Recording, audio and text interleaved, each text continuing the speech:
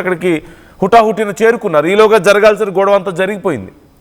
ఇప్పుడు ఈరోజు వాల్మీకి విగ్రహ ఆవిష్కరణ కార్యక్రమం అక్కడ ఉంది. కానీ ఆ కార్యక్రమాన్ని పోస్ట్పోన్ చేసినట్లుగా తెలుస్తుంది. ఈరోజు కార్యక్రమం జరగడం లేదు. కానీ మరొకసారి ఇరు వర్గాల మధ్య ఎప్పుడైనా సరే, ఏ క్షణమైనా సరే గొడవలు జరిగే అవకాశం ఉంది అంటున్నారు. స్థానిక ఎమ్మెల్యే భరత్ రెడ్డి చాలా పవర్ఫుల్ లీడర్.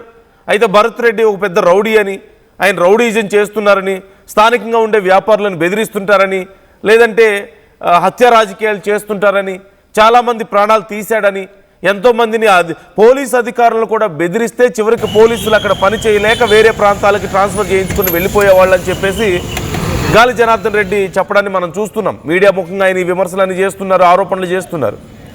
మరోవైపు భరత్ రెడ్డి కూడా చాలా సీరియస్గా రెస్పాండ్ అవుతున్నారు. మా మీద ఎప్పటి నుంచో ఆయన అవినీతికి పాల్పడుతున్నాడు, ఈ ప్రాంతం అంతా